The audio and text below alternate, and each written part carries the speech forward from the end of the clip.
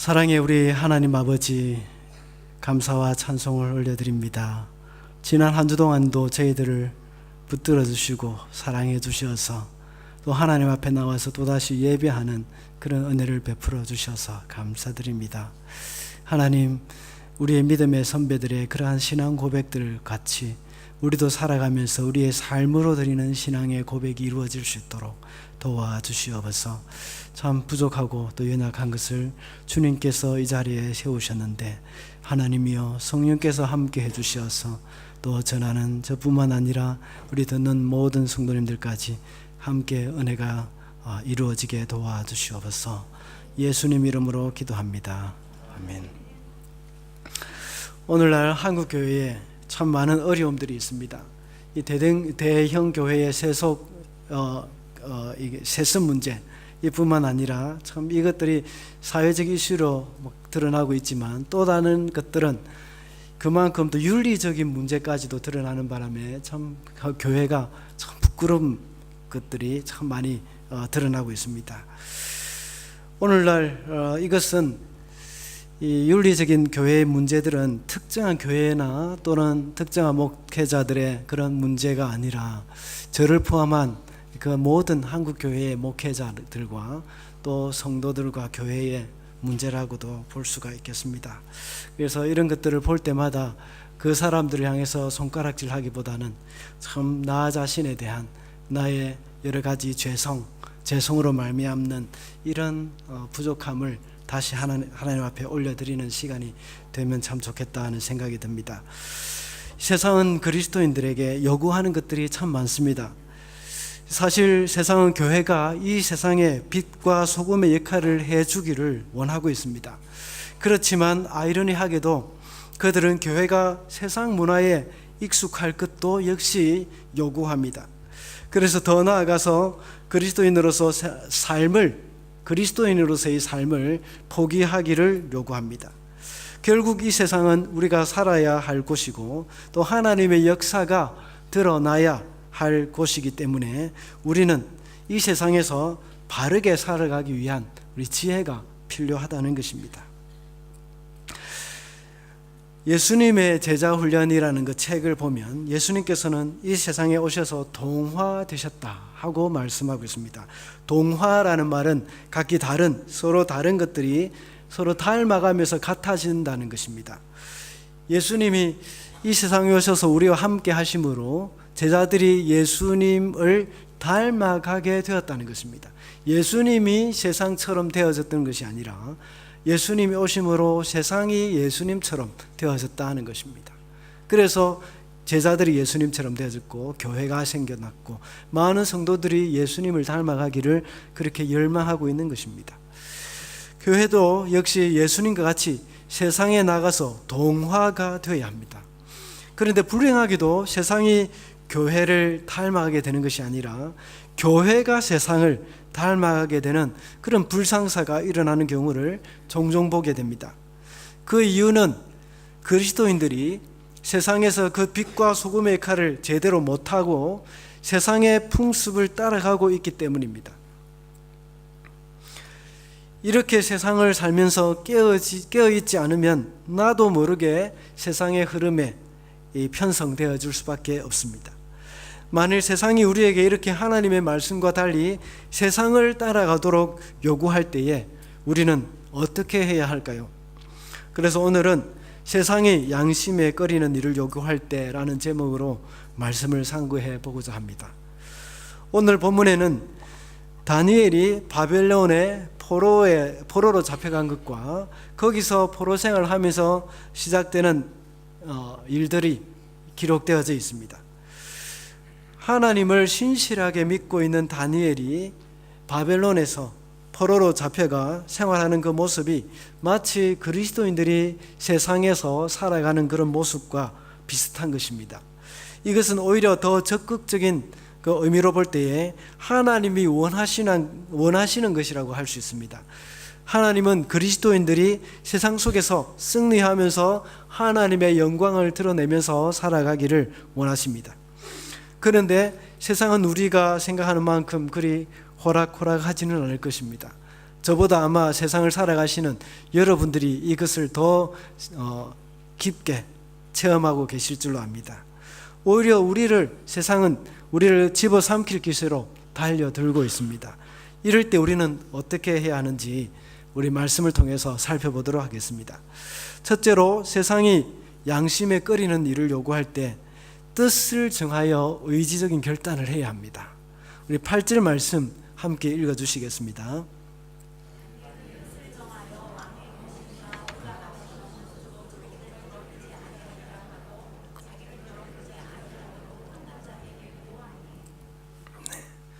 포로로 잡혀간 다니엘과 그의 친구들은 바벨론이 요구한 다른 것들은 다 받아들였는데 자기에게 주어지는 음식, 이것을 그들은 받아들이지 않았습니다. 자신에게 이름을 바꾼다든지 바벨론의 학문을 연구하는 것은 다 받아들였습니다. 그런데 그들은 왕의 진미를 먹는 것은 그들을 더럽힌다는 생각을 했고 그것을 거부하기로 했습니다. 그 이유가 무엇입니까? 오늘 본문에 보면 여기에서 뜻을 정하여 이렇게 말을 하고 환관장에게 구했다고 했는데 왜 그랬겠습니까? 어떤 사람들은 왕이 먹는 음식은 이방신에게 제사를 지낸 음식이기 때문에 하나님의 백성으로 마땅히 금해야 할 음식이다 하고 이렇게 말을 하고 있습니다. 일리는 있습니다. 그러나 이것이 전부는 아닙니다. 이것은 반이라고 할 수 있겠죠. 다른 국가 비교해 볼 때에 그렇게 많이 설득력 있을 수는 없다고 볼 수 있습니다. 왜냐하면 그들은 바벨론식으로 창시 계명을 해도 그것에 대한 거부감이 없었기 때문입니다. 만일 음식이 우상의 제물이었기 때문에 그것을 거부한다면 당연히 바벨론식 이름도 거부를 해야 했습니다. 그 이름이 의미를 한번 제가 정리를 해봤는데 제가 읽어보겠습니다. 벨신이 그를 보호하신다. 이 말은 벨드사살 다니엘의 이름의 뜻이었습니다. 달의 신을 경배하는 자, 이것은 사드락입니다. 또 포도주 신에게 헌신한 자 메삭입니다. 느고의 종 아벳느고입니다. 이렇게 본 바와 같이 바벨론식 이름도 역시 이방신과 관련된 뜻을 가지고 있습니다. 그리고 그들이 만일 우상의 제물이라는 이유로 그것만 가지고 그런 이유만으로는 음식을 거부할 수는 없는 것입니다. 그들이 만약 그랬다면 그들이 배우는 학문, 바벨론 학문 역시 그들도 거부해야 할 수밖에 없을 것입니다. 이 바벨론 학문 중에는 수학도 있었을 것이고 아니면 건축학, 행정학 이런 것도 있었을 것입니다. 그렇지만 그들은 바벨론에서 공부하는 또 다른 이유가 박수가 되는 과정입니다. 박수라는 것은 남자 무당을 이야기하는 것이죠. 그 당시 박수 무당은 점장이들이라고 할 수 있는데 왕에게 적절한 조언을 주는 사람이라고 할 수 있습니다. 그래서 그때 당시는 점성술 이런 것들이 발달해가지고 별을 관측하는 이런 것들을 많이 했습니다. 그래서 이 사람들이 별을 보면서 점을 치기도 하고 이렇게 하면서 왕에게 조언을 주었던 것입니다. 그런데 다니엘과 세 친구들은 바벨론 학문도 역시 거부하지 않았습니다. 그렇다면 그들은 또 다른 왕의 진미를 거부한 또 다른 이유가 있을 것입니다. 그것은 레위기 11장에 보면 하나님이 금지한 음식이 많이 나옵니다. 그 중에서 되새김질하고 굽이 갈라진 짐승은 먹을 수가 있습니다. 그렇지만 또 물고기 가운데에 또한 물고기 가운데에 비늘이 있고 지느러미가 있는 그런 음식, 그런 물고기는 또 먹을 수 있었습니다. 그렇지만 그 외의 것은 하나님께서 금지하셨습니다. 이스라엘 백성들은 하나님의 백성으로서 하나님이 금한 그 음식을 철저하게 지키면서 먹지 않았습니다. 이 율법은 신약에까지 내려오면서 그것이 다 이렇게 적용이 되었습니다. 사람들이 철저히 지켜왔습니다. 심지어 사도행전에 보면 베드로도 역시 이것을 내가 지키고 있습니다 하고 이렇게 하나님 앞에 내가 이것을 먹지 않겠다 하고 이렇게 말을 할 정도였습니다. 이들이 뜻을 정한다는 것은 아주 큰 의미가 있습니다. 그들이 뜻을 정하여 왕의 진미를 거부했다고 했는데, 우리는 자주 이웃 사랑이나 금소한 삶, 선교적인 삶, 전도의 삶, 의로운 삶, 경건의 삶, 이런 모든 것들을 다 이야기를 하고 설교에 듣습니다. 그렇지만 이야기하고 설교로 듣는 것만으로 이것은 충분하지 않습니다. 이것은 듣는 것으로만 끝난다면 우리의 삶의 변화가 일어나지 않습니다. 영적인 결단을 해야 합니다. 그 말씀을 실제로 실천에 옮길 수 있기 위해서는 우리의 마음 가운데 결단이 서야 합니다. 이 영적인 결단은 중요한 유익을 포기할 때도 있다는 것입니다. 다니엘이 왕의 진미와 포도주를 거부하고 채식과 물만 마시는 것과 같이 사소한 것을 포기해야 하는 것부터 우리는 시작한다고 볼 수 있습니다.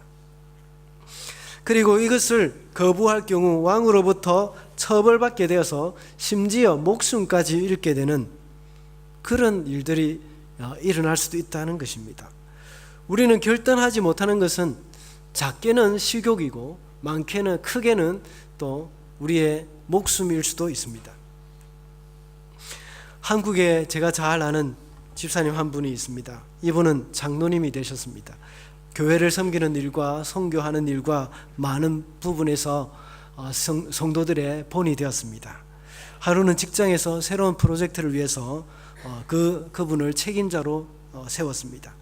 그런데 그 집사님이 저에게 그 프로젝트가 어떤 것인지는 말씀하지 않았지만 하나님이 기뻐하시지 않는 일이라는 것을 알고 있었다고 합니다. 그래서 점심시간에 식사도 하지 않고 회사 현관문에 내려와서 계단에 앉아서 혼자 기도하고 또다시 근무를 하다가 저녁에 돌아갔습니다. 저녁에 집에서 식사를 하면서 가족들과 이야기를 했습니다. 이 문제를 놓고. 그래서 결국은 가족들과 이야기하면서 사표를 내기로 했습니다. 그러니 그때 당시 막내가 중학교 1학년인지 2학년인지 그랬습니다. 그러니까 그 다음날 아침에 밥을 먹고 학교에 가는 중에 그 막내가 엄마에게 자기가 모아둔 돈 5만 원을 엄마에게 주면서 살림에 보태으라고 이야기를 했다고 합니다. 참 감사한 것은 이런 일이 일어날 때에, 가정에서 이런 일이 일어날 때에 자녀들이 본다는 겁니다. 자녀들이 보고 배운다는 것입니다. 결국 그 집사님은 회사에 사표를 제출했지만 회사는 사표를 수리하지 않고 그 프로젝트를 위해서 다른 사람을 세웠다고 합니다.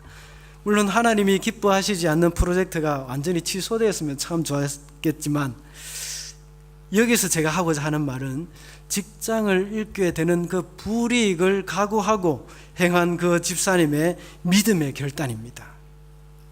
저는 여기서 이 집사님의 그 믿음의 결단을 하고 나니 하나님이 더 큰 복을 주셨다 하는 그걸 이야기하고자 하는 것이 아닙니다. 믿음의 결단을 하고 나면 더 어려움이 있을 수 있습니다. 더 가난해질 수도 있고 다른 직장을 구하지 못하고 경제적인 어려움에 빠질 수도 있습니다. 그러나 믿음의 사람은 이런 결과에 연연하지 않고 행하는 결단입니다. 내가 어떤 어려움이나 불이익이 있어도 하나님의 말씀을 따라 살겠다 하는 그런 그 뜻을 정해서 의지적인 결단을 내리는 것입니다. 세상이 우리에게 양심에 꺼리는 일을 요구할 때에 우리는 뜻을 정하고 의지적인 결단을 내려야 한다는 것입니다. 둘째로, 세상이 양심에 꺼리는 일을 요구할 때 하나님을 신뢰해야 합니다. 12절부터 13절, 17절 말씀 우리 교독하시겠습니다. 제가 먼저 읽겠습니다. 청하오니 당신의 종들을 열흘 동안 시험하여 채식을 주어 먹게 하고 물을 주어 마시게 한 후에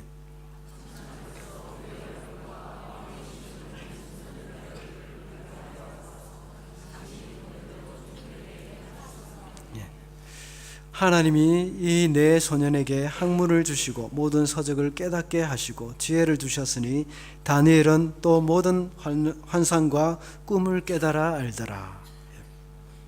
아멘. 12절과 13절에서 다니엘과 그의 친구들이 하는 말을 한번 보십시오. 거기에는 참 자신감이 넘칩니다. 그 자신감은 어디서 오는 것일까요? 그것은 하나님을 신뢰하는 것에서 오는 것입니다.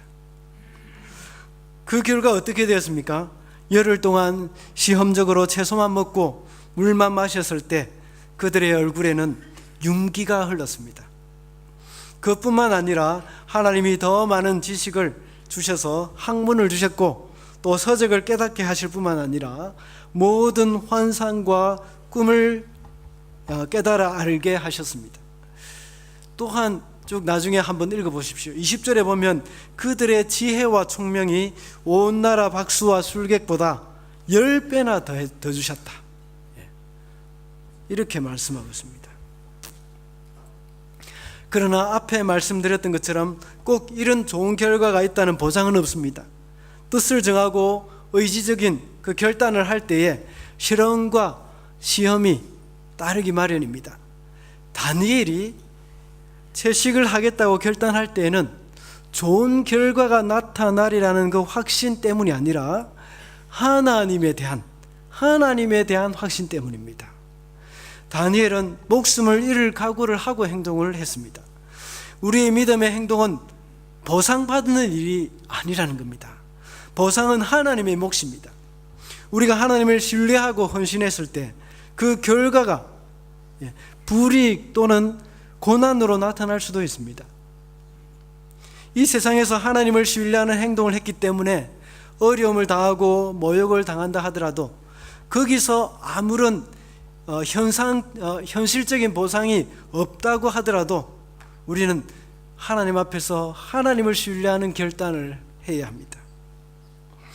다니엘 3장에 나오는 사드락과 메삭과 아벳느고가 왕의 금신상에 절을 하라고 했을 때에 일어난 그 사건을 한번 생각해 보십시다. 느부갓네살 왕은 두라 평지에 큰 신상을 만들었습니다. 낙성식을 하면서 문무백관들을 다 모아서 거기에 절을 하게 했습니다. 그때 다니엘의 이 세 친구들은 절을 하지 않았다는 것입니다. 그때 많은 문무백관들은 이 사람들을 고발했습니다. 그래서 느부갓네살 왕은 이 사람들을 불렀습니다. 다시 한번 기회를 줬습니다. 내가 다시 한번 기회를 줘서 다시 절을 하게 되면 좋지만 만약에 이것을 거부하게 되면 내가 풀무불, 용광로에 이렇게 쇠를 녹이는 불, 그 풀무불에 너희들을 던져버리겠다 하고 협박을 했습니다. 그때 이 친구들이 대답하는 것이 다니엘 3장 16절에서 18절에 나와 있습니다. 사드락과 메삭과 아벳느고가 왕에게 대답하여 이르되 느부갓네살이여, 우리가 이 일에 대하여 왕에게 대답할 필요가 없나이다. 왕이여, 우리가 섬기는 하나님이 계시다면 우리를 맹렬히 타는 풀무불 가운데서 능히 건져내시겠고 왕의 손에서도 건져내시리이다. 그렇게 하지 아니하실지라도 왕이여, 우리가 왕의 신들을 섬기지도 아니하고 왕이 세우신 금신상에 절하지도 아니할 줄을 아옵소서. 그렇게 하지 아니하실지라도 왕이여, 우리가 왕의 신들을 섬기지도 아니하고 왕이 세우신 금신상에 절을 하지도 아니할 줄 아옵소서. 정말 대단한 믿음이지 않습니까? 그렇게 아니하실지라도, 이 말은 내 삶에 어떤 손해가 있다고 할지라도 그 손해를 감수하고 하나님의 말씀에 순종하면서 살겠다는 것입니다. 그들은 직접적으로든지 간접적으로든지 하나님의 영광이 가려지거나 신앙의 양심에 끓이는 것이 있으면 타협하지 않았다는 것입니다. 이것은 죽으면 죽으리라고 고백했던 에스더의 고백과도 같습니다. 에스더는 그의 백성을 구하기 위해서 왕에게 나아가야 하는데 왕에게 부름받지 않은 사람이 왕에게 나아갈 때는 누구를 막론하고 죽을 수밖에 없는 상황에서 에스더는 백성을 구하기 위해서 죽음을 각오하고 왕에게 갔던 것입니다. 그래서 에스더가 말하기를 내가 죽으면 죽으리이다 하고 고백했던 것입니다. 이것과 관련해서 한 가지 더 본다면 하박국 3장 17절 18절의 말씀에 잘 나타나 있습니다. 비록 무화과 나무가 무성하지 못하며 포도나무에 열매가 없으며 감람나무에 소출이 없으며 밭에 먹을 것이 없으며 우리의 양이 없으며 외양간에 소가 없을지라도 나는 여호와로 말미암아 즐거워하며 나의 구원의 하나님으로 말미암아 기뻐하리로다. 그리스도인은 비록 가진 것이 없다고 하더라도 하나님으로 인하여 즐거워하고 구원받은 것만으로 기뻐하는 사람입니다. 기독교가 세상에 빛이 되지 못하는 이유가 그 구원받은 것 외에 뭔가 자꾸만 추구하는 것이 있기 때문입니다.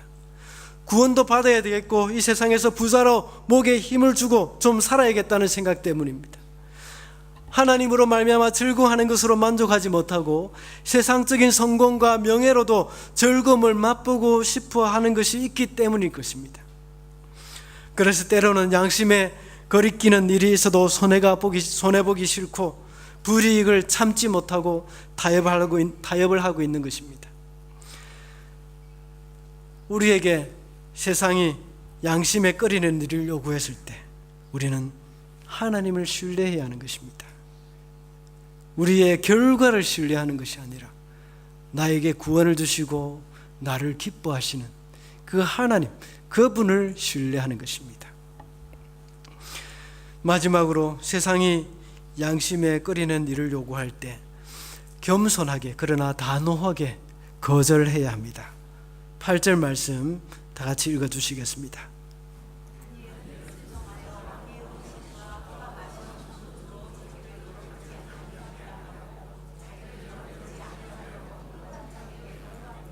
네. 다니엘은 왕의 진미와 포도주를 거절할 때 무례하게 했던 것이 아닙니다. 아주 겸손하게 그러나 단호하게 거절했습니다. 그리고 아주 지혜롭게 거절했습니다. 우리는 다니엘의 방법을 배워야 합니다. 그는 무조건 거절하지 않고 대안을 제시했습니다. 그러면서 그들을 감독하는 그런 사람들에게 설득력 있게 조건을 제시했습니다. 그러면서 자신의 뜻을 확고하게 전했습니다. 그런데 이 과정은 환관장을 통제하에 있었고 만일 잘못되면 환관장도 어려움을 당하게 되어 있습니다. 우리가 영적인 결단을 할 때 주저하며 단호하게 거절하지 못하는 이유 중에 하나는 이런 환관장 때문일 수 있습니다. 만약 여러분이 믿음의 결단을 하게 될 때 여러분으로 인하여서 불이익을 당하거나 상처를 받거나 어려움을 당하는 사람이 있을 수도 있습니다. 그런 사람들이 환관장과 같은 사람입니다. 그 사람들의 요구를 거절하는 것이 참 쉽지가 않을 것입니다. 요즘도 그런지 모르겠는데 옛날에는 고신대학교나 또 한동대학교 같은 기독교 대학에 들어가기 위해서는 목회자의 추천서가 필요했습니다. 믿지 않는 사람들이 그 학교에 들어가기 위해서 목회자의 이 추천서가 필요한데 들어가려면 거짓 추천서가 있어야 된다는 것입니다. 저에게도 누군가가 추천서를 써달라고 했습니다. 저는 안 된다고 했습니다. 끈질기게 요청하면서 마지막에는 뭐라고 이야기하는가 하면 추천서를 써주면 제가 신앙생활을 잘하고 교회도 열심히 잘 다니겠습니다. 참 갈등이 많이 됐습니다. 어떻게 했겠습니까, 여러분? 어쩔 수 없다고 생각하고 써주지 않았습니다. 그래서 결국 어떻게 됐는지 잘 모르겠지만 학교에 들어간 것을 보면 아마 또 다른 목회자의 거짓 추천서가 있었던 것 같습니다. 요즘 기독교 대학이 세속화되고 믿지 않는 사람들이 많게 된 이유가 여러 가지가 있겠지만 그 중에 하나가 이 거짓 추천서도 하나의 역할을 했을 것입니다. 제가 추천서를 거절했기 때문에 나를 아는 그 지인은 많이 섭섭했을 것이고 상처를 받았을 수도 있습니다. 그러나 이런 원칙을 지키는 것이 참 우리에게는 필요하다는 것입니다. 오늘날 한동대학교, 참 그 유명한 한국의 대표적인 기독교 대학교가 지금 믿지 않는 아이들의 학생들을 통해서 이 동성연애 합법화 서명을 지금 하고 있다고 몇 달 전에 들었습니다. 여러분의 환관장은 누구입니까? 여러분의 직장 상사일 수도 있습니다. 아니면 여러분의 친한 친구나 가족일 수도 있습니다. 우리 청년들에게는 여러분의 또 여자친구 또는 남자친구일 수도 있습니다. 여자친구가 남자친구가 그리스도인으로서의 양심에 꺼리는 것을 요구할 때 여러분은 무엇을 선택하시겠습니까? 이성 친구가 여러분에게 혼전, 성관계를 요구할 때 어떻게 하겠습니까? 여러분들 자녀들에게도 이런 부분을 철저하게 교육을 시키는 것이 필요합니다. 또 무리한 스킨십을 요구할 때 단호히 거절할 수 있겠습니까? 그렇게 하기가 어렵다면 그 이유가 무엇입니까? 그것은 바로 오늘 본문에 나오는 환관장에 대한 걱정일 수도 있습니다. 과거에 가족을 볼모로 해서 그 사람의 신앙 양심을 짓밟으려고 하는 경우가 많습니다. 일제시대에 우리 신앙의 선배들이 동방요배나 신사참배를 거부할 때 가족들을 들면서 협박을 했습니다. 그러나 가족이 믿음으로 무장해 있을 때에 그때는 그런 경우에는 아무 문제가 되지 않습니다. 주기철 목사님의 사모님이 옥중에 있는 남편에게 가서 한 말이 있습니다. 당신이 순교를 해야 한국 교회가 삽니다. 이렇게 말할 정도였습니다.